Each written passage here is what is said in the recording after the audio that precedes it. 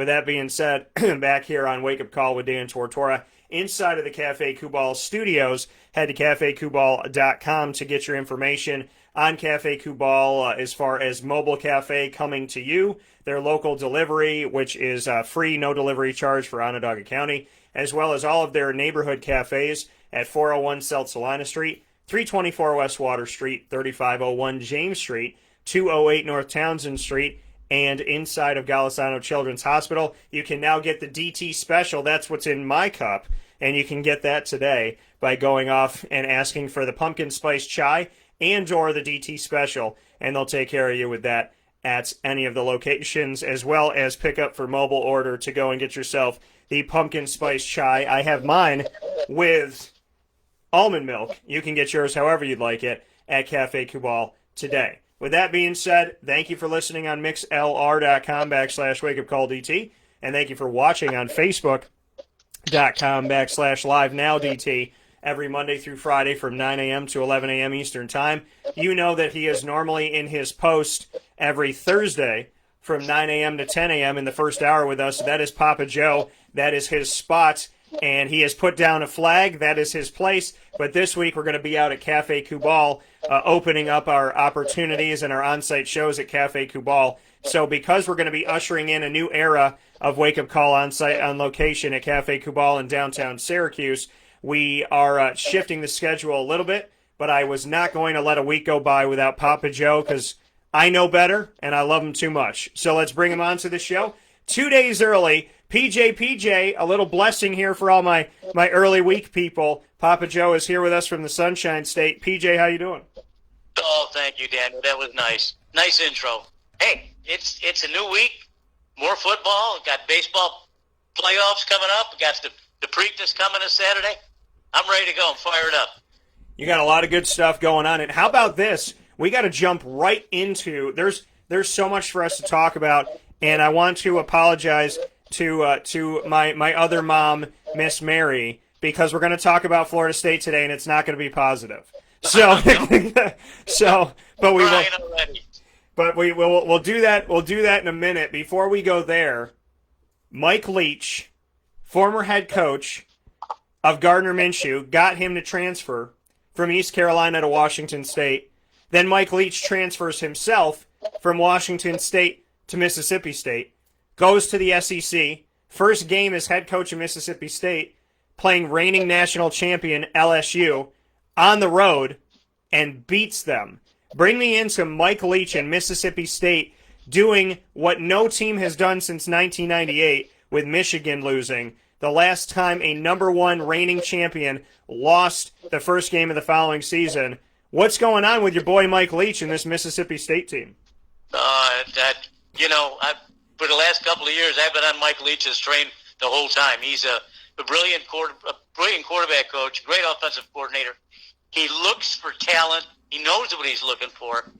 How else would he have got a Mississippi guy like Gardner Minshew to go all the way to Washington State to play for him if he wasn't going to lead the nation in passing?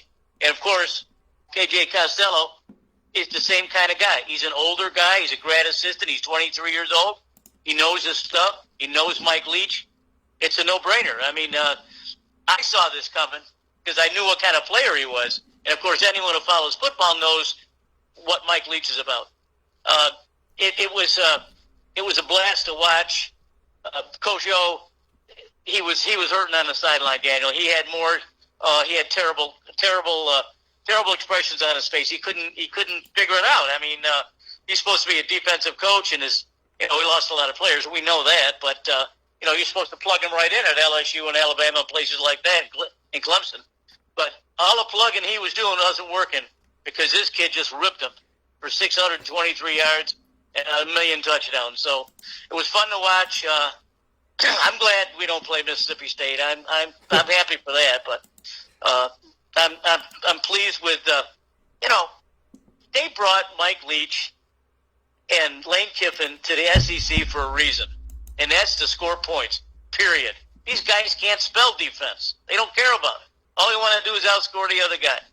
And Lane Kiffin came perilously close to outscoring Florida. But, I love these two guys. I've been following them for years.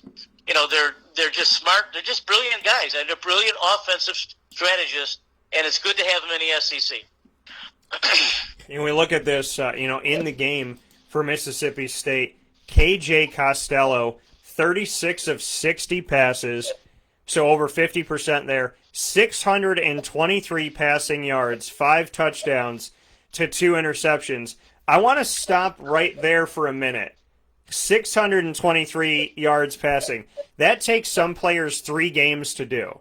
He did it against the reigning national champion, albeit without having, Clyde Edwards-Helaire and Joe Burrow and company. But Mississippi State outscores LSU 44-34 in a shootout. These teams combined to score 78 points in the game, and K.J. Costello, 5 touchdowns, 623 yards. Papa Joe, that's going up and down the field more than 6 times. I mean, bring me into that. That's a lot of fun. That goes back to the days of the fun and gun with Steve Spurrier at Florida, when he used to put these kind of numbers on the board. Just race up and down the field. No, don't care about defense. It's fun to watch. I mean, it's unless you're Coach O, it wasn't very much fun. But Costello had his problems. He had 4 turnovers, 2 interceptions, and 2 fumbles. But you handle the ball as much as he did and throw the ball as much as he did. You're going to have some problems. I remember I sent you a note a couple of days ago about what the great Vince Lombardi said about passing. He said, when you pass the ball, 2 out of the 3 things are bad. One's interception and the other's incompletion. So, he wasn't on the passing bandwagon anyway, even with Bart Starr. Leach throws caution to the wind, and so does Kiffin. They run the air raid offense. I don't see how these kids can be in such good shape the very first game of the year. I mean, I thought they'd be blowing at maybe in the middle of third quarters, but they kept going. The offensive line kept pushing. I'm glad. Listen, Leach and Kiffin are going to win a whole bunch of games this year, and they're going to Kiffin especially. If I had Lane Kiffin's schedule and I was in the SEC, I'd look really, really close at the game film against Florida, because he's going to win a lot of games. And we look at that, and we go to that game next inside of the SEC's initial week back to football. We're here with Papa Joe a couple days early. He's typically with us every Thursday from 9 a.m. to 10 a.m. This week with us, ushering in October with a return to on-site live events. We'll be at Cafe Cubal this Thursday, and so that is why we have Papa Joe here on Tuesday with Carl Sanfilippo joining us from Baldwinsville football. Thursday on-site on location for the entire show for everyone at 324 West Water Street in Syracuse with Cafe Cubal. To go back to that Florida-Mississippi Ole Miss game, when we're looking at this Ole Miss game, another shootout. Florida has to score 51. They take down the Ole Miss Rebels. They combine to score 86 points in the game. I don't know what it is about the SEC looking like the Big 12. No defense this first week. But, bring me into this. You said if you look at the film from the Ole Miss loss to Florida, it's even though they lost to Florida 51-35, it shows that Lane Kiffin's doing some good things. What did the film show you that makes you believe that Ole Miss in a loss did some good stuff against Florida? Well, he spreads the field. I mean, that's his big forte. He knew what he was getting into when he got to Mississippi. These guys know that when you get into this conference, there's athletes everywhere, and he knew that he had the kind of athletes that could use this, especially with Costello. He spreads the field. He loves to throw the ball around, and he's fast. I mean, the air raid is very, very, very fast. I mean, incomplete pass or a complete pass, if the down markers are going forward, the offensive line's already at the line of scrimmage ready to go, and the defense is saying, whoa, let's settle down here. Slow down a little bit. You can't call timeouts all the time because you're going to use them all. But, I'd say Kiffin's going to win a lot of games. He's going to score a lot of points. And I wouldn't want to be a defensive coordinator in the SEC trying to figure this guy out right now, or Leach, for that fact. Yeah, and these two guys making a splash. Leach gets a win over LSU on the road, and Lane Kiffin has a loss against the Florida Gators. But even though one of the coaches had a win and one had a loss, was this a good debut for the two of them, in your opinion, combined? Oh, absolutely. It just gives you more fire for the conference. I mean, the teams are already good enough. I mean, there's a handful of teams that could win the national championship every year, and you bring these two guys in that can really explode. Yeah, it's going to be a lot of fun. Going to be a lot of fun. That coming from Papa Joe this morning on Wake Up Call with Dan Tortora. A couple days early from his normal Thursday stint from the Sunshine State. We'll be talking about a lot of different things today in our broadcast together, including the Jaguars, the NFL, making our Week 5 college football picks, and the MLB Playoffs. To look at this game between Florida and Ole Miss, Kyle Pitts, 8 catches for 170 yards and 4 touchdowns for Florida. Bring me into this. Let's talk about two things. Kyle Trask, 30 of 42, 416 yards, 6 touchdowns, no interceptions. Let's go there before we go to his receiving core. 30 of 42, 30 completions, 12 incomplete passes, 416 yards, 6 touchdowns, and 0 interceptions.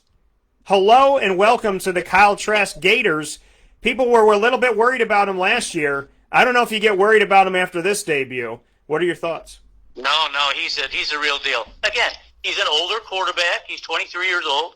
You know, he was a 2-star selection from in the state of Texas, but he wanted to come to Florida because he wanted to get a couple degrees there, and that's what he's doing. He's a redshirt senior. I mean, come on, how many redshirt seniors do you know out there that are even playing? Yeah. He's playing at a high level. The Kyle and Kyle show, I think, is going to look at Kyle Trask is the real deal. He's always been. He just never had a chance to play. He's a big, tall, strong guy, 6'5", 230, can run if he has to. Bullet for a rifle for an arm. So, and the other Kyle is a matchup nightmare. That kid is bigger than defensive backs that run as fast, and he's smaller than linebackers that run by him. So he can do it all, and he can block. So the Kyle and Kyle show is going to be in full flight this year. But Trask has other weapons too. He's got a bunch of kids. Listen, Florida played a whole bunch of freshmen this last time too, because there were 5 or 6 guys that didn't make the game for whatever reason. It could be physical or mental, or they had the corona or whatever. You know, so a lot of freshmen took the field, and it made the job a little bit easier. But I'll guarantee you that Florida's defensive coach is not very happy right now, and I'll guarantee he's already ranting and raving about what to do. Lane Kiffin scored 5 touchdowns against Florida's defense. That's kind of unheard of. You know, and the thing is, looking at this, like you said, the Kyle and Kyle show, Kyle squared, Kyle Trask and Kyle Pitts, of the 6 touchdowns that Trask threw, 4 of them went to Kyle Pitts, and who had 170 yards on the day. Bring me into the receiving core, and Kyle Pitts leading the charge here. 4 touchdowns in the debut of the SEC this season. He is a junior on the team out of Philadelphia, Pennsylvania, standing at 6'6". What are your thoughts on Mr. Kyle Pitts? Oh, he's a beast. He's a beast. We knew about him. I mean, we knew that he was going to play early as a freshman. And last year we saw a little bit about what he can do. And, of course, this year he's actually a preseason All-American. And I'm sure, as a matter of fact, if he plays as well as he's doing, he may even be a Heisman Trophy candidate. But I don't think plus, this is his last year anyway, so he'll be going to the pros. Whether redshirt or not, he's not a redshirt. But he'll be in school 3 years, and he'll go to the pro. I mean, he is a matchup nightmare. I mean, he is. He's faster than linebackers and tougher than the defensive backs, and he's just a terror on the field. And plus he blocks. I mean, how many good tight ends do you see that block besides the Gronk? Yeah. So I mean, amazing play coming out here, and at tight ends. Being such a big-time receiver in the receiving core for Florida. On the other side of it for Ole Miss, Elijah Moore, 10 catches in Lane Kiffin's debut as the head coach going up against Florida. 10 catches, 227 yards receiving. So there's some receiving cores that don't have 227 yards as a team in a game. Elijah Moore did it by himself. What are your thoughts on Elijah Moore on the other side? Big-time player, Kiffin knew about him. He knew he wanted to feature him throwing the ball. Look, Brennan didn't do that bad of a job throwing the ball either. I mean, he's no slouch either. But both of these guys will play significant roles in Coach Kiffin's offense. You're right. I can't imagine any receiver in this country getting over 200 yards against any team, especially a team from the SEC. So yeah. I'm sure that the reels are really spinning this week. Florida is up against South Carolina this week, which won't bring that kind of pressure against the Florida defense. But I'm looking forward to that one too, because I think they'll snap out of their defensive doldrums and then play a good game. But both Florida rolled pretty much so. The way we all thought about it down here, we knew the offense was going to be big. The defense is going to be in question. If they're going to play that many young kids, they're going to be scored on. Yeah, and we look at Kenny Yeboah and what he was able to do in this game for Ole Miss. I covered him when he was being recruited, and he was being recruited by a few different places, and ultimately is where he is right now, doing his thing and being successful at Ole Miss. He was recruited by Syracuse, and to see what he is able to do here, a name that means something to me, seeing him on the recruiting trail, covering him on the recruiting trail. He had 5 catches for 91 yards and a touchdown himself. It looks like Ole Miss has got some players out there. Elijah Moore, Kenny Yeboah, Dontario Drummond. A lot of good things potentially to come for Lane Kiffin and the Lane train. Absolutely, and again, they'll be fun to watch, and I'm sure that the Mississippi fans will be happy with what they see. Now, not every team they're going to score 35 or 40 or 50 points on, but they proved that they're worth it. They proved it against probably one of the better teams in the nation, scoring 35 points and getting over 600 total yards. I mean, the two teams combined at 1,200 yards. I mean, that's unheard of. But Mississippi will be fun to watch this year, as well as Mississippi State. A couple other games to get into from Week 4 of college football in the first week of the SEC, but other teams had already been in it, like the Big 12. Let's hop into this one. Oklahoma, which has been a mainstay when it comes to the Big 12 being represented in the college football playoff, it's Oklahoma or bust. They are ranked number 3 in the country going into their game this past weekend.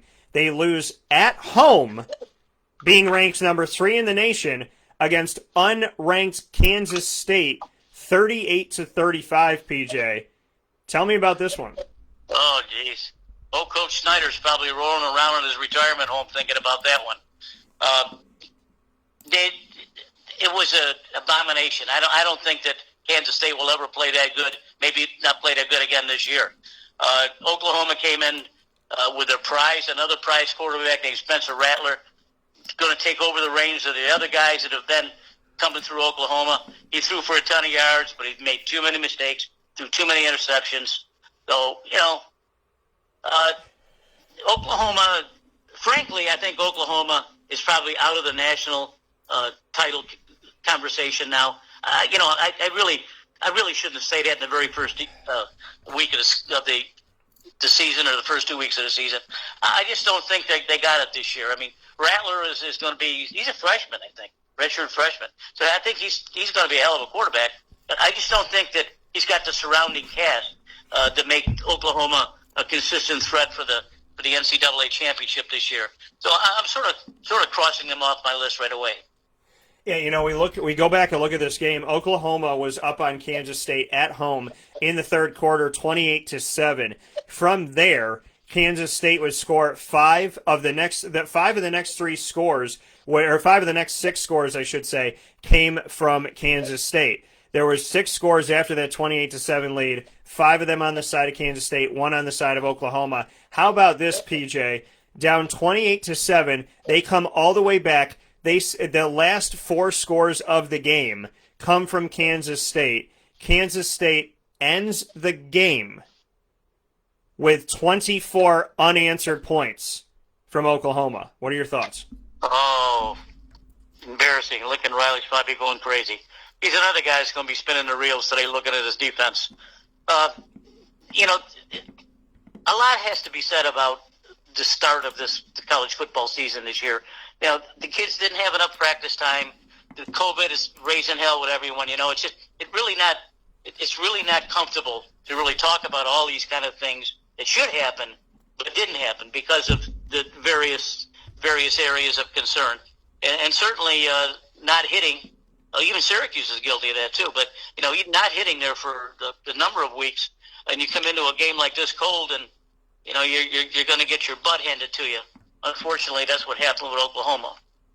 Yeah, and the last game I want to discuss here before we move forward here and take a look at the NFL and make our picks for Week 5 in a second here with Papa Joe this morning on Wake Up Call with Dan Tortora inside of the Cafe Kubal studios. Utilize them for their mobile cafe, their local delivery, and you can head to any one of their 5 locations, including the newest one on 208 North Townsend Street. And on this Thursday, come out and see me at the 324 West Water Street location, the Creekwalk Commons in downtown Syracuse. PJ, last game I want to cover, of course, it's Syracuse at Georgia Tech. I was at this game. This game had a 36-minute delay due to a retesting of 3 players just to be on the safe side. Syracuse ends up winning the game 37-20 inside of the new dome. It was the first event in the new dome. It was the first football game in the new dome, the first football win in the new dome, the first media opportunity in the new dome, the first non-Syracuse University personnel, I believe, in the new dome. And of the less than 100 people that were allowed to be on site at this game, your boy was there. So very excited to be a part of a forever history moment that will never happen again twice. I feel very blessed and very fortunate for this. What were your thoughts on Syracuse getting the 37-20 victory? And secondly, that your other meatball was was there at the game where there were no fans, and at most there was maybe 40 of us in the entire dome. Oh, that doesn't make any difference. You were there, and that's what counts. Yeah. That's what counts. I mean, the place looked beautiful. So I'm sure that the construction was done very well, and probably at a cost of several $1 million. But it's just sad to see a beautiful place like that now with no fans. Brings us back to reality, which means that we're not going to be seeing any games except if you're in the press like you were. So you were very privileged to be there, and you earned it. So I'm glad that Syracuse did well, and Coach Babers probably breathed a little bit easier this week. Yeah, Syracuse getting the dub 37-20. We'll be talking about it throughout the week. We already have a bit, and we'll talk about it, of course, in the midweek blitz with Julian Wiggum this Wednesday from 9 a.m. to 10 a.m. Eastern Time before we get into fantasy football. Speaking of fantasy football, we will be talking about the NFL. PJ and I will be doing that in just a moment, but not before we take a quick step aside for a fast break. So for those of you that are watching on Facebook.com/LiveNowDT, and for those of you that are listening on MixLR.com/WakeUpCallDT, we will take a step aside with Papa Joe. When we come back, we'll get into the Jacksonville Jaguars through 3 weeks, how PJ and I are reeling from a game that we thought that they would win over the Miami Dolphins at home in Jacksonville that they totally blew, and we got to talk about that, unfortunately. So we'll talk about that after this fast break. Jacksonville just really screwed the pooch on that one. We'll talk about that. We'll also get into if anybody can beat Pat Mahomes in Kansas City and so much more right after this fast break where sports meets life on Wake Up Call with Dan Tortora.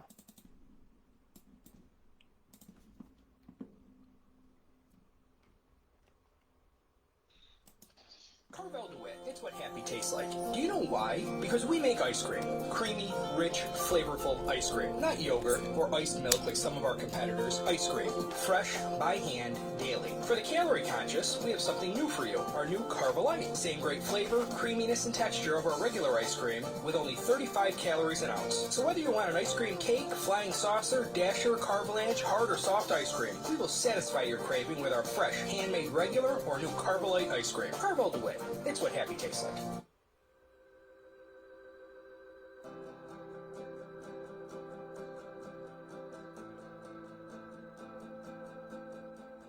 Cafe Cabal offers same-day local delivery of our products, offering no delivery charge for Onondaga County. Shop cafecabal.com for fresh roasted coffee beans, cold brew, travel mugs, and all your essential Cafe Cabal needs. Cafe Cabal, coffee for the soul.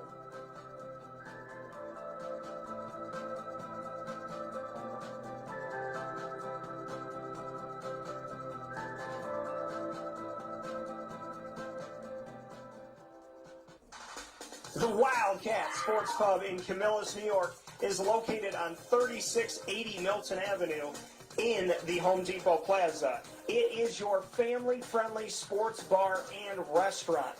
Folks, some sports bars aren't family-friendly. Some family-friendly restaurants are not sports bars. The Wildcat Sports Pub in Camillus, New York is proud to be both. It is that marriage that you've been looking for years. The Wildcat Sports Pub is your home base for your sports bar and restaurant needs, games for the kids, indoor and outdoor activities, and enough things on the menu to come back every single week and get to try something new. They're open Sundays from noon to 8 p.m., Monday through Wednesday, 11 a.m. to 11 p.m., and Thursday through Saturday from 11 a.m. to midnight. For reservations and party information, call 315-487-2222 for the Wildcat family-friendly sports pub and restaurant.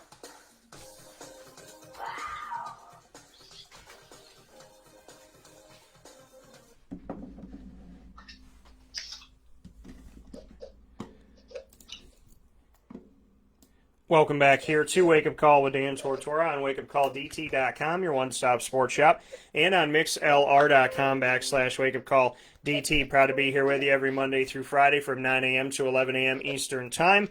And, of course, very happy to be here with you on Facebook Live as well, as you can see us here inside of the Cafe Kubal studios. Cafe Kubal here with us every single Monday through Friday, and we appreciate them so very much with their home delivery, local delivery coming to your location. You do not have to pay a delivery fee if you're living in Onondaga County. A mobile cafe will come to your business or to your neighborhood, and their neighborhood cafes are right there at 3501 James Street, 401 South Salina Street, 208 North Townsend Street, as well as 324 West Water Street and inside of Galisanos Children's Hospital. And Cafe Kubal is the only place where you can get the DT Special pumpkin spice chai made their way with their pumpkin spice and their syrups and their spices and everything they put together. It's a unique flavor that I love so very much, and I am honored that the DT Special is the pumpkin spice chai and that we get to bring that to you here in the community. You can get it for mobile pickup as well as go to any of the locations and get it there. And I want to thank them for that. I get mine with almond milk. You can have yours however you'd like it today with the pumpkin spiced chai. Inside of MonPazPopcorn.com's What's Poppin'. We're here with Papa Joe here on a Tuesday. He'll be back to his normal Thursday post next week, but we're here a couple days early on this one. We're hopping into the Jaguars conversation. And PJ, as much as it pains me to do this, I have no choice. So let's talk about the fact that the Jacksonville Jaguars were playing at home in a primetime Thursday night game that they don't usually get, and all they did in this game was look ugly, losing 31-13 to Miami. What are your thoughts? Oh, it was painful, Daniel. But you and I had talked about the one area that they needed to control. They needed to control Fitzy.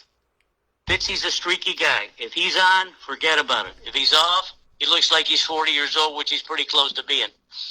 He was on, and Jacksonville had no answer for him. I mean, the defensive plan was awful. The execution was even worse.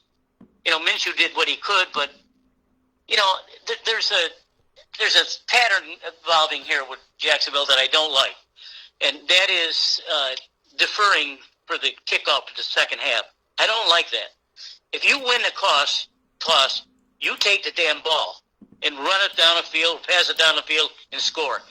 These last three games, they have deferred, and the other team has scored the very first time, putting your young offense with Minshew on the ropes at 7-0, soon to be 14-0 in some cases, and it's not right. It's not fair. So our coaches need to do a better job with that.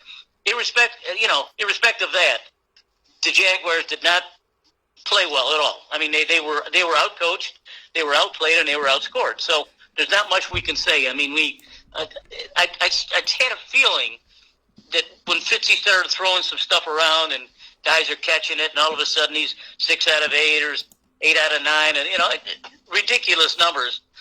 And it was going to be a long day, and that's what happened. And there was no answer for it. Now, Minshew, to his credit, hung in there. He made some mistakes too, of course, And a lot of his yards were garbage time yards, but he still threw for over 300 yards, I think. But there was no answer for Fitzy, and that's what we had discussed before this game. And the Jaguars did not address that enough. Yeah, in Jacksonville, when we look at this and in the situation that they were in, really not a lot coming to them offensively except for James Robinson. What do you have to say about the guy who started the season before the season started coming into the offseason, it was Leonard Fournette 1, Raekwon Armstead 2, and then James Robinson arguably 4 behind Chris Thompson. He's the number 1 guy in Jacksonville now, and even in a loss 31-13 that looked really ugly, he scored 2 touchdowns, had 4.2 yards a carry, and was the leading receiver on the team out of the backfield. 6 catches for 83 yards, caught all 6 balls that were thrown his way. What's your take on this? I mean, James Robinson, leading receiver, leading rusher, had the only 2 touchdowns, the only 2 scores for Jacksonville in the game. Even though they looked bad, he continues to look pretty darn good. Well, it was a good draft choice, obviously. But he's a breath of fresh air. He's an energetic little guy. He's not so little, really. But he's short in stature, He reminds me of Maurice Drew. He just sort of bounces off of the tacklers, and he's the real deal. I mean, when he splits the line of scrimmage and gets in the linebackers in the secondary, he's a load. He may be small, but he's a load. He looked good. He looked like he knew what he was doing coming out of the backfield, catching passes. Minshaw must have checked down 1,000 times to him, and it worked every time. So I think we're looking forward to seeing him in a more expansive role with the Jaguars. A lot of people in the pundits down here. Of course, the pundits down here they chastise Minshew. It was all Minshew's fault. Hell, he doesn't play defense. And he's behind the 8 ball, 7-0 after the coin toss. I mean, he's a good quarterback. He's going to be our quarterback for a long time, I hope. And he just needs to produce a little bit better in situations like that. But when you're down the way we have been in 3 weeks in a row, starting the game, it's tough to get a good flow going, But Robinson is going to be a very excellent receiver coming out of the backfield, and he's going to run for his 60 or 70 yards a game too. So I'm sure that the Jaguar fans saw enough of him to realize that he is the back of the future. And the fans down here are brutal sometimes, just like they are in any other city.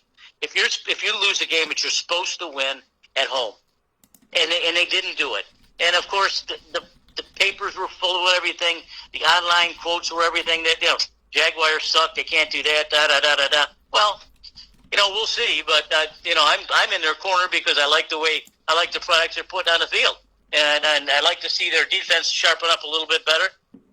Defense is probably going to be the problem this year, Daniel. I'm pretty sure that Minshew will be able to score enough points to win, but the defense is really going to be a problem. Now they just released Tim Jerrigan, who was brought in to shore up the middle a little bit, and for the 3 games he only made 1 tackle. I read that this morning, so tough to see Timmy Jerrigan go, but he's the next man up, so the defense has got to play a lot better. Well, the thing that frustrates me, too, is, when Jacksonville lost a couple seasons ago to Buffalo, and obviously we know that Josh Allen's good, but Josh Allen's not known for being a running quarterback. And with Jalen Ramsey and that defense a couple seasons ago at Jacksonville, Josh Allen ran for 100 yards. Mm-hmm. Quarterback Josh Allen ran for 100 yards. In this game, the lumberjack, Ryan Fitzpatrick, ran for a rushing touchdown himself as well. 7 carries, 38 yards, 5.4 yards a carry. If anything punches you in the mouth, Jacksonville defense, it's that you let Josh Allen, who's not known for running, run on you, and now you're letting lumberjack Joe over here, Ryan Fitzpatrick, run with the. I mean, his beard gets him an extra yard or 2 when he falls, but for goodness sakes, letting Ryan Fitzpatrick run on you. I mean, this is insult to injury right now. You're right. Those are good stuff. Get back to Josh Allen as a beast. That game he just last played, he ran and threw all over the place. So I'm not so sure that you can't call him not a running quarterback. He's just big, and big and strong. But Fitzpatrick, he he gave us a clinic. Let me tell you, he was Tom Brady, maybe 5 or 6 years removed. He did a hell of a job, and he was, let's say, he was fun to watch. I mean, these two guys are on the quarterback side were fun to watch in this game, and Fitzpatrick is just like a big kid. I mean, he's probably old enough to be Minshaw's father, for Christ's sake. He's that old. But it was fun to watch him. Unfortunately, I didn't care for the score or the way the Jags played the game. So better luck next time. We'll see what happens. Yeah, I'm happy that he took a break from not chopping down wood in the country. But, for goodness sakes, I mean, can we make sure that this man's back out there on HGTV building houses and not beating the Jacksonville Jaguars? But he put up some points, and respect to them. And, of course, the people that hate on Jacksonville, they got something to talk about for a week before Jacksonville gets back at it. PJ, we're going to stay with Josh Allen in Buffalo. I have this team, my preseason predictions, I predicted the entire field. Every winner of every division and seeding. 1 through 7 with the new number 7 wild card spot that's available. Mike Sofka of Hall of Fame FantasyFootball.com, who's also living down in Florida, him and I did we picked every team, every winner of the division, every wild card, and we did the seeding 1 through 7. So not only who's going to win, but where they're going to be. He has Buffalo winning the AFC East, so do I. He has them at 4th. I have them at 3rd behind Chiefs number 1 and Ravens number 2. The Bills are 3-0. This team has come back twice. So what are your thoughts on Josh Allen and the Bills, number 1? And number 2, can we be honest with each other that the Bills won this game on a very, very nice 5th down that was given to them by the officials? Yeah, that's true. But I'm glad. One thing I was happy. I was happy to see Allen play this well. We knew he's a good player. I mean, we knew he was a good quarterback. The only person who really didn't think he was a good player was numbnuts Jalen Ramsey, for crying out loud. And hell with him. So I'm glad that he took it to him. Ramsey didn't have much to say after this game. So kudos to Josh Allen for shutting up one of the motor mouths of the league. Yeah, Jalen Ramsey had 1 tackle in the game, 1 pass defended. And him and the rest of the DBs were left watching as Gabriel Davis went downfield for a big-time grab in the game, a former UCF player. Cole Beasley had 100 yards receiving, 6 catches against the Rams. Gabriel Davis had 81 yards. Devin Singletary, the running back, had 50 yards. Stephon Diggs had 4 catches and a touchdown. Devin Singletary had 71 yards on the ground, 5.5 yards per carry. Josh Allen, 4 touchdowns, 1 interception, 24-33, 311. I would think that Jalen, who loves to call out quarterbacks and say everybody sucks before a game and whatnot, Jalen, I think it's fair to say that Josh Allen, if we're talking about the air raid, he raided your defense, he took advantage of your defense, he pickpocketed your defense, and I don't know if anybody even knew that Jalen Ramsey was on the field in this game. No, you're right. He was invisible. The Matador defense just waved the cape and he's gone. Nothing there. Shout out. Real deal. After watching the Ravens lay an egg last night, I'd really like to move Buffalo maybe to the number 2 seed behind in the AFC. I think they're for real. And I think they certainly got the quarterback to do it, and he can score points everywhere. He's very innovative. I mean, he moved around a lot. He shovel passes here, and flicks here, and the little jump passes. Does a lot of things. I mean, he reminds me of a taller Patrick Mahomes, but he's a big man, and if he's running, you better be ready. I guarantee you, if he was running at Jalen Ramsey would lay right down on him. He wouldn't try to tackle him. So I'm happy for Buffalo, and I think that they, frankly, maybe are a number 2 seed behind Kansas City. Not to screw up your little deal there, but Baltimore just didn't look like they were ready to play football last night. Baltimore at home. This is a big-time game. AFC Championship game in week number 3, in my opinion. And the Chiefs took it to them. 21 points scored in the second quarter. At halftime, the Chiefs were leading this game 27-10. They end up winning the game 34-20 over Lamar Jackson in Baltimore. Can anybody beat Kansas City, Papa Joe? Oh, if they play defense like that, certainly not. What they did is they really exposed Lamar Jackson's weakness, and I think we've all felt this over the years, is his passing. I mean, he's not the best passer, and they certainly exposed that he wasn't a good passer. Sure, he can run. I mean, he ran for something like 80-something yards, but he's not going to win a lot of games doing that. He's got to win the games by throwing the ball. And he did not throw the ball very well, and subsequently, Kansas City, Coach Reed probably saw something that he could expose Jackson, and he really put it to him. So kudos to Coach Reed for doing that, because he really stopped a fantastic player in Lamar Jackson. I mean, he just stopped him cold. So subsequently, they lost the game, and they lost it to the best team in the AFC, who probably, if they play as well as they've been playing, will probably tangle with Buffalo later on in the year for the championship. Yeah, amazing play by the Buffalo Bills. Amazing play by the Chiefs this week. We're here with Papa Joe from the Sunshine State, talking about a little bit of everything. Papa Joe's normal post is Thursday from 9 a.m. to 10 a.m. He'll be back there next week. PJ, taking a look at, inside of the Cafe Kubal studios, taking a look at the NFL through 3 weeks, 6 out of 8 divisions have an undefeated team. We're looking at the Bills 3-0 in the AFC East, the Steelers 3-0 in the AFC North, the Tennessee Titans 3-0 in the AFC South. In the AFC West, the Kansas City Chiefs are 3-0. And then in the NFC North, we have the Packers and the Bears both 3-0, and the Seattle Seahawks 3-0 in the NFC West. Of all undefeated teams, the Seahawks, the Bears, the Packers, the Chiefs, the Titans, the Steelers, the Bills, who are you most surprised at being 3-0? Chicago, certainly. They did not figure this year. Of course, they dumped Trubisky, and now they bring in Nick Foles, who scored a lot of points for them in the fourth quarter to win the game. Chicago, certainly. But there's another team that really looked exceptionally well to me this week, and that's Seattle. Seattle looks like they can go all the way, and they handled a very good Dallas team. So I'm sort of looking at Seattle, and of course I love the Packers. And if Rodgers can keep his head together, he'll be all right. He's got enough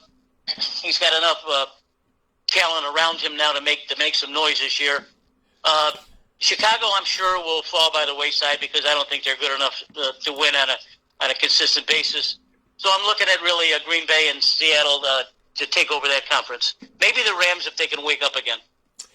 Yeah, and so I mean, looking at this, to me, I'll answer the question as well. My biggest surprise at 3-0 would have to be the Chicago Bears. Very surprised. They've had 2 comeback games. 2 of them, in those comeback games that they had, Anthony Miller, wide receiver, making the big-time plays down the stretch. He's from Memphis. I cover Memphis. People say the American Athletic isn't nothing to write home about. However, Darrell Henderson Jr., 100-yard back from Memphis, he was there for the Rams this week. Anthony Miller, helping them win games for Chicago, also from Memphis. Antonio Gibson, your leading running back for Washington, also from Memphis, and the list goes on. So I would have to say the Chicago is definitely a surprise, and Seattle to me is a surprise too, getting to 3-0. I thought they would be good this year, but the way they hung tough against Dallas in a game where the teams combined to score 69 points, I give Russell Wilson, DK Metcalf, Tyler Lockett and company a lot of credit for that. PJ, biggest surprise at an 0-3 team, I'm going to read them off. The Jets, 0-3. We're looking at the Houston Texans, 0-3. The Denver Broncos, 0-3. The New York Giants, 0-3. The Minnesota Vikings, 0-3. The Atlanta Falcons, 0-3. Who's your biggest surprise that's winless so far? Oh, definitely Houston. I want to comment on something just when we just finished talking about it. Yeah. Foles looked like a championship quarterback in that game. And one thing I don't want our people down here to think is that we gave up Foles too cheap and we should have kept Foles because he's going to take us to the Super Bowl, blah, blah, blah, blah, blah, and just, deride Gardner Minshew. I don't want people to think that, but I think we need to mention it. I think we need to mention it because Foles could have stayed here and possibly could have played. We know he can play at a high level, but the powers to be made the decision to go with Minshew, which is fine. I just figure we need to get that out in the open. And to answer your question about the teams, definitely Houston is a huge disappointment for me. You got a quarterback like Deshaun Watson and wide receivers and running back. there's no reason they should be 0-3. So I'm sticking with that. Yeah, I'm going to say the Atlanta Falcons. I thought that, I don't trust their defense at all, but offensively, I thought that this could be a resurgent year for Julio Jones, Matt Ryan, and company. I know Julio's been hurt, but, seeing this team, they lost 38-25 to Seattle. They lost 40-39 to Dallas in the last second. They lost to the Bears 30-26. This is a team that just hasn't done enough in these shootouts, and I thought Atlanta would at least have one win at this point. So I'm going to pick Atlanta. Now I'm going to ask you a question, PJ, that I think is going to be funny to answer. I'm sure you're going to laugh when it comes to you. Who is the worst team that plays in New York but actually plays in New Jersey? The Jets or the Giants? No, it's got to be the Jets. The Jets are awful. at least the Giants have got a quarterback of the future, but the Jets have absolutely nothing. And I know they're calling for Adam Gase to set up there, but the I read this morning, the players are behind Adam Gase. We're going to play harder for our coach. Yada yada yada. No, I'd say that the Jets are terrible. Yeah, and I would have to agree with you since when we did our power rankings, I picked preseason the Jets to be 32 of 32. I picked the Giants, I believe, to be 29. But the Giants, when you're watching the Giants now, do you kind of just wish that they could just mail in the rest of the season? And they don't have Saquon Barkley due to a torn ACL. If you're the Giants right now, are you kind of like, saying, hey, can we just kind of walk away peacefully and not have to play the rest of the year? In the NFC East, let me say this. Every single division in football, except for the NFC East, has a leader with a winning record. The NFC East is so bad that the leader of the division has a losing record, and they don't even have a name to their team. The Washington football team is leading the NFC East with a 1-2 record and without having a new name after getting rid of the Redskins. PJ, bring me into this. How do you lead a division with a losing record, and how do you lead a division when nobody even knows what your identity is? That's a good question. They're a terrible football team too, and their answer is at quarterback is not going to last either. No, the rest of the teams in that division, you bring up a good point. Of course, Philadelphia gave one away yesterday by not beating the Browns, but Philadelphia could actually win that division over Dallas and Washington, and of course the Giants are not going to be comparable. Washington is awful. And for them to win one game now is a miracle.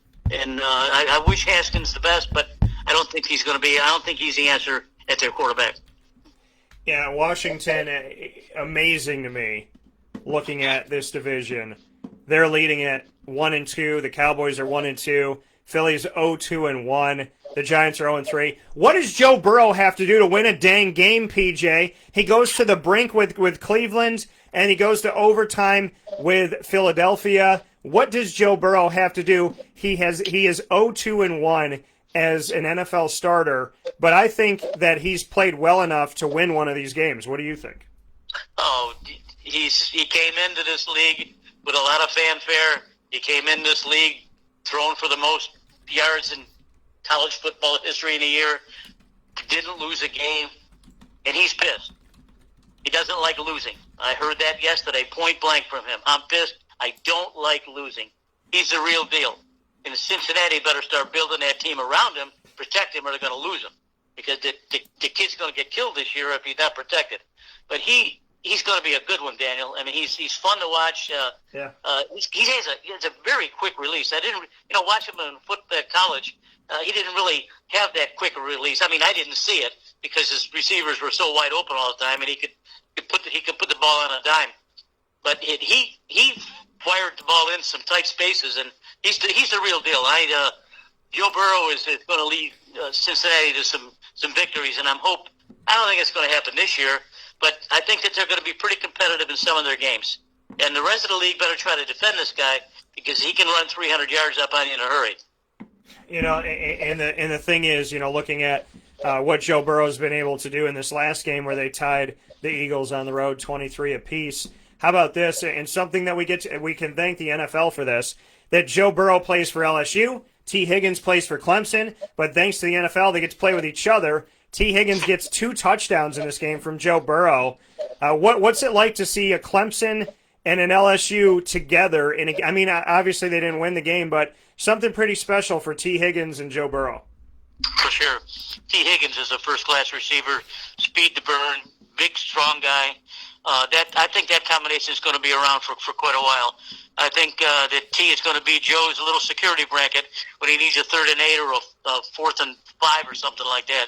So he's going to be looking for T a lot. Defenses are going to be looking for T too.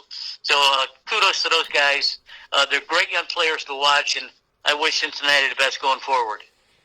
Yeah, and T. Higgins scoring his first career NFL touchdown in this game in the tie with Philadelphia, and his second career touchdown right after that as well. PJ, before we take our final step aside when we make our college picks, Major League Baseball postseason, we'll talk about this as we go, but the Tampa Bay Rays are the number 1 seed in the American League. Holy Moses. Bring me into the Yankees somehow fall to 5. The Rays are number 1. People don't like the stadium. People that live in Tampa don't like the stadium. You don't like the stadium, but people are going to have to get used to the fact that Tampa is repping here. Tampa Bay makes the playoffs. They beat out the Yankees to win their division, and they're the number 1 seed. The Dodgers are 1 on the other end. The Rays are 1 on the AL side. What are your thoughts on the playoff groupings that we have, the pool that we have, and the fact that the Tampa Bay Rays are on the same line as the LA Dodgers? Well, very surprising. Tampa Bay showed this year how to play baseball in a team effort. Their coach did some extraordinary things, and he did some things that went against the norm. He's the kind of guy that will bring in a pitcher for 1 inning, 2 innings. He'll throw 5 or 6 pitchers in a game, and he'll flip flop back and forth from left to righty depending on what the batter is, who the batter is. They're collectively, the league barely bats over 200 against these guys, and they can score at will. They got plenty of slugger guys and guys that can run, but they're going to win on pitching if they last it, and they can't last it because in a short series like this, you have to have pitching. I mean, they have 2 stud guys to start, which is Morton and Blake Snell. Snell was Cy Young Award winner last year. Now, those 2 guys can start a game and go a long way, but the relievers that are coming in there, they're the ones that are shutting down the teams. If Morton or Snell doesn't have it, the manager says, I got you. In comes a parade of relievers to shut down the opposing team. Very impressive to watch. They played small ball the way small ball should be played. Yeah, so I mean, to see what we've seen here, I mean, it's a shortened season for Major League Baseball. Do you think that that's what helped the Rays out, or do you think they're just, if the season was elongated, do you think they still would be where they are? No, they wouldn't. I don't think they would. I think they had a good plan. Some of the other teams that did the same thing. You got to, if you're good enough, if you're hitting the ball well enough, and you can score 4 or 5 runs a game, you should be able to win 30 out of 60 games. And in this particular format, 30 out of 60 games is going to get you in the playoff. And in a tough series, a short series, like the best of 3, for instance, the Rays and the Blue Jays. The Blue Jays are a dangerous team. They may be number 8 rated, but they can score a heck of a lot of runs. And Tampa's got to be real close, real careful. And of course, when you get into the division series, and there's best of 5, and so on all the way down. So pitching is the most important thing, and the Rays have got it, and the Blue Jays have got some hitting. So actually, the first games to watch are going to be the most interesting. Because usually, if you win the first game out of a best of 3 game series, you're way ahead of the game. Yeah, absolutely amazing to look at as we get set for Major League Baseball's playoffs, and PJ and I will be talking about it as we roll through here next week and whatnot. We're going to take our final step aside for a fast break here where Sports Meets Life. When we come back, PJ and I will wrap up our conversation for the morning with the ingredients to success, and of course we'll make our college football picks for Week 5. That's all coming up here where Sports Meets Life on Wake Up Call with Dan Tortora. Stay right here.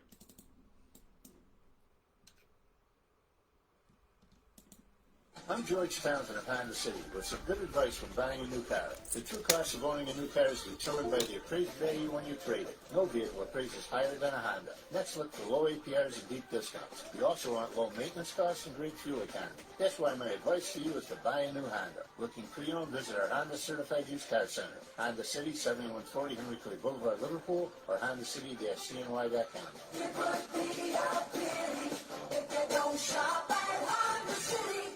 This is Jimmer Sikowski, owner-operator of Chick-fil-A Cicero, 7916 Brewerton Road in Cicero, right in front of the Home Depot. I had a deep feeling that God wanted me to do something bigger with my life and to help people, help others. I kept putting Chick-fil-A in my life, and I realized as I was going through the franchise selection process that positively impacting the lives of others was really core to what we do here at Chick-fil-A. First of all, it starts with the food. The food is brought in fresh daily. We bring in local produce. We prepare to order in the kitchen. We hand butter chicken. We hand spin our milkshakes. It's great food. It doesn't taste like fast food. I think the second thing is the way people feel when they come in a Chick-fil-A restaurant is different. We try to treat people with intentional kindness here, which is very different and deeper than good customer service. And so I think it feels remarkable for most people to come in a Chick-fil-A restaurant. And then lastly, the impact that we try to have in the community is very different. It's a big part of the expectation of every operator of a Chick-fil-A restaurant is that they're actively engaged in their community, they're a leader in the community, and they're making a difference. When they realize that what we're striving to do is to shine a little light in their life, that's a very, very different experience than you will have in any other quick service restaurant. And it's that remarkable experience that I think people will emotionally connect with.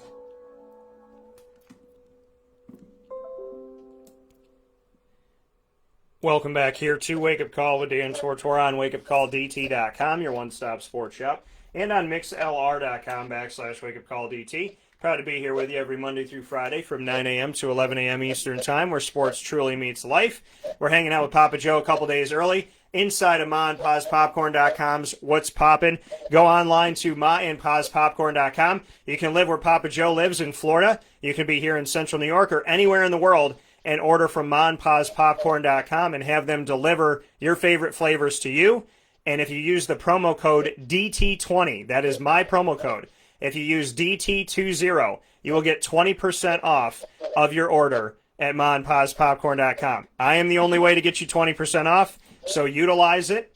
And, I want to thank Ma and Paz for letting me be a way for us to, get the kettle corn that we love with a special promotion. So utilize the promotion, MaandPazPopcorn.com. DT20 is the promo. That's DT20. Here with Papa Joe inside of MaandPazPopcorn.com's What's Poppin'. It's time for us to make our picks for college football in week number 5. PJ, what are your thoughts here on week number 5 for college football? We're going to go down the line. South Carolina at Florida. Well, this game should not be competitive, especially after what Florida's defense did last week. I'm sure that their defense is going to bow their heads to bow back, blast South Carolina out. I don't even look South Carolina is going to be competitive in this game. Kyle Trask and Kyle Pitts are going to be throwing and catching all over the place. It's going to be a fun game to watch, maybe for a half, and that's about it. So I'm also going to go with Florida in this one. South Carolina at Florida. I don't have too many concerns about this. PJ and I both going with Florida. Next one up, PJ, on our docket is going to be Texas A&M, ranked 13th in the country, against number 2 Alabama. Jimbo Fisher with another crack at Nick Saban. What do you think about this? Frankly, I think this game is going to be pretty competitive. I know the kid that plays for Texas A&M. He's been starting for them forever, it looks like, and now he's finally a senior. I remember he get his clock rung a few times when he was a freshman, so he knows what he's doing on the field. Nick's team didn't look too good against Missouri, but I think their quarterback is going to be fine. I don't have any issues that they're not going to win the game. I just think it's going to be competitive, and I think that Jimbo's probably going to have some aces up his sleeve, but Alabama should win this maybe not handily, but they should win it. Yeah, I have Alabama winning this one too, but I think this might be the closest that Jimbo Fisher and Texas A&M have played them up to this point. So I do think it'll be a good game. South Florida, we know that they got totally blown out by Notre Dame. We know they got a win over the Citadel. We know that they have a new coach that came from Dabo Swinney's coaching tree in Clemson. Is there any shot that South Florida can go to Cincinnati and take down top 15 Cincinnati? No, I think that the pundits are going to have to give South Florida a couple of years to get adjusted to the new coach and stuff. They don't have the talent down there to do that yet. Cincinnati is much the best here.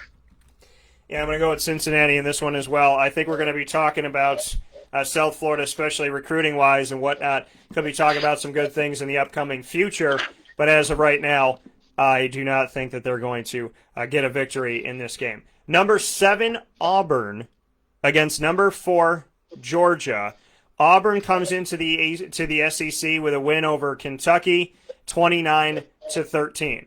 Georgia comes into this matchup with a win over Arkansas, who's unranked on the road, 37-10. What are your thoughts on this? With Georgia beating an unranked, Auburn beating a ranked, they're both 1-0, and Auburn is at Georgia. Who's winning this one? This is my upset special here. I like Auburn in this game. I think that Gus is doing a heck of a job over there and has been for several years. I think he's going to have some surprises for Kirby Smart and his boys at Georgia. Talent-wise, they're probably pretty even, maybe a little tick more to Georgia. But this is my upset special. I like Auburn here. I'm going with you on this one. I'm going with Auburn as well. I think Auburn, having a test of Kentucky as opposed to a test of Arkansas is going to prepare them for this game and put them in good footing. I have them winning the matchup. Ole Miss at Kentucky. What do you have for this? I think you're going to see Ole Miss at its best. I don't think Kentucky's going to be competitive here. Lane Kiffin is going to absolutely have a ball looking at the athletes across the field for him and not seeing the guys that he saw at Florida. So look for Lane Kiffin to throw the ball all over the place. Yeah, I'm going for Ole Miss in a road win to get the first victory for Lane Kiffin as the head coach of Ole Miss. PJ, Jacksonville State at Florida State. Is there any thought that Florida State could lose this game? I think there is, but what's your take on it? This is awful. I mean, I'm a born and bred Gator. I mean, I always will be, but I feel bad for Coach Norvell and those guys up there. They're just not with it. I don't know. I don't understand what's happening. They look terrible. They don't have any sense of purpose at all. They don't know how to play defense. The quarterback is awful. And if the poor coach has to get sick. I mean, I don't blame him getting sick now because he didn't have to go down to Miami and see his butt whipped down there 52-10. Yeah. It's terrible what's happening up there. No, I don't. Frankly, if I was looking at the line on this game, I think you could probably say it was a pick'em game. But Florida State certainly should have better athletes than Jacksonville State, and I look for Florida State to probably pull this off. But they better do it convincingly. PJ, I got Jacksonville State in this game, so I am very concerned. I thought Florida State's woes were coming to an end and starting to spin back around within these next couple seasons. Maybe not necessarily completely this season, but I thought that they would be somewhat good. They have very much let me down. I think Jacksonville State's going to capitalize on a team that is probably potentially cannibalizing itself, mad at each other. I think that we're going to see them capitalize on that. I'm going to pick Jacksonville State for this one. Oh, so upset special there, bud. What'd you say? Upset special there. That's a good one. Upset special there for me, absolutely. So I do want to make I don't know note. anything about Jacksonville State. What's the record? Jacksonville State, I'll tell you right now, Jacksonville State is an unranked team. The game is at 4 p.m. this Saturday on ESPN3, and Jacksonville State has not played a game this season. Oh. So they're only supposed to play 4 games this season. FIU is postponed. They're playing at Florida State, then they play Mercer, and then they play their last game is at North Alabama. So if they get this win, they should be looked at for a bowl game. If they're playing 4 games and they beat Florida State, heck yes. So they're going to throw the kitchen sink at Florida State then. All right, good luck. So it's going to be fun. I do want to make note that not only is Miami 3-0, but Papa Joe and I are 3-0 and picking Miami every single week. So you're welcome on that one, America. So with that being said, PJ, I want to thank you for everything. I'll do the ingredients to success here. And actually, you know what? I'm going to keep you on to do the ingredients to success because I think it'll be fun. We picked the topic in the moment, so I don't have a topic set up and ready to go. I like to do it ad-lib during the show. So for the ingredients to success, brought to you by Avicoli's. You're Italian, I'm Italian. This is a great Italian place with the best veal parmesan that I have found in central New York. To take a look at this and everything that we've talked about and on and off the field, PJ, what do you want the topic to be today for the ingredients to success? We pick a topic, and then we talk about the ingredients to help it to be successful. What topic do you want for today? Oh, integrity. Integrity, okay. What are the ingredients to integrity? Well, to be honest, forceful, be true to your word, don't give up, get all the things that you would associate with being a successful person. And if you're going to be a successful person, you have to have integrity. You can lie and cheat and steal your way through these deals very easily in this country today. But if you got integrity, you're going to make it. And I think that is, fantastic. And I think integrity is something that, people really need to look to. You talk about jumping on, basically, building your success on the backs of people. Well, guess what? Eventually those people wake up. Eventually they move. And, you have to answer to that. And it's a long fall. After you might get up on doing some bad things, but it's a long fall on the way down. And you have to see everybody that you stepped on the way up.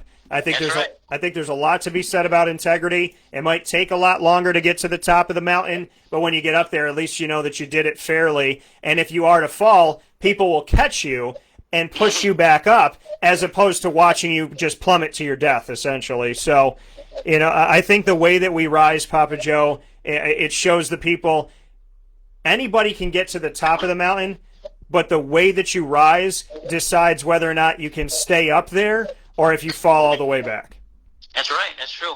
So I love integrity, and I love that as the topic. And kudos to you, not only for coming up with the topic, but coming up with it so quickly in the moment, not even knowing I was going to ask you. So PJ is on his game per always, and I love you tremendously. So I look forward to talking with you soon, and my butt will be down in Florida before you know it, hopefully, and God willing. Okay, bud. Have a good show on Thursday now. All right, thank you, sir. Take care. That coming from Papa Joe here on Wake Up Call with Dan Tortora. I want to thank him for being with us a couple days early as we get set for our big-time broadcasts on site, on location that are coming up this week. I am more than ecstatic, more than excited for the fact that we have not done a live on-site broadcast since March. We did the fantasy football at the Wildcat, and those events were absolutely amazing and tremendous and awesome, and thank you to all of you for that. But an actual broadcast, an actual of us like doing the show live on site, on location, we've not done it since March due to Corona. So the first day of October, literally October 1st, is the day that I said, we're going back.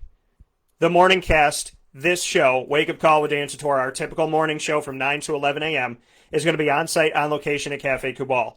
Come out and see us. 324 West Water Street. We're going to be at the Creek Walk Commons location in downtown Syracuse. Come and see us. Hang out with us. Baldwinsville head football coach for the high school team, Carl Sanfilippo, is going to be joining me for the entire broadcast, 9 a.m. to 11 a.m. this Thursday, October 1st at Cafe Kubal, 324 West Water Street, Creek Walk Commons. I will be drinking, hopefully you will too, try the DT Special Pumpkin Spice Chai at Cafe Kubal. That night, I'm pulling double duty. So after having the morning cast at Cafe Kubal, the same day on Thursday, October 1st this week, I will be at Trapper's Pizza Pub on 5950 Butternut Drive in East Syracuse with East Syracuse Manoa's girls basketball team, Bob Harrington and the crew, Thursday, October 1st at 6:15 p.m. Then, after the weekend, on Monday, October 5th, I'll be on site on location bringing the West Genesee show back to the Wildcat, which is a monumental moment because the last show I did with any high school live on site on location was with West Genesee in March, right before everything went down with Corona, with the boys lacrosse team. in the resurgence of this West Genesee show at the Wildcat on 3680 Milton Avenue in Camillus, New York, I will be sitting next to my guy Joe Corley and the football team of West Genesee, Monday, October 5th at 6 p.m. at the Wildcat Sports Pub. I'm ecstatic to say that we are back on site on location. I'm honored, I am blessed, I am happy, and I cannot wait to see you. Come out and hang out with us this Thursday, October 1st at Cafe Kubal at 9 a.m. October 1st also that night at 6:15 p.m. at Trappers, and on Monday, October 5th at the Wildcat at 6 p.m. In the meantime, have a fantastic day. God bless. No stress. Do your best. Find us on social media at WakeUpCallDT on Facebook, at CallDT on Twitter, and at WakeUpCall_DT on Instagram, and always on WakeUpCallDT.com. Thank you to my awesome guests, Papa Joe, Jerome Smith, as well as the Ingredients to Success brought to you by Avicolis. Make sure that you order from Avicolis today at myavicolis.com. You will get 10% off online orders by using the promo code AVS10. That's AVS10. And monpazpopcorn.com. Use the promo code DT20 for 20% off. So you can get your food, your dinner, or your lunch for the day by going to myavicolis.com and using the promo code AVS10. And you can get your snacks and get your popcorn ready, literally, monpazpopcorn.com by using the promo code DT20, DT20. In the meantime, have yourself a fantastic day. I'll talk with you soon, and God bless you as always. Be good.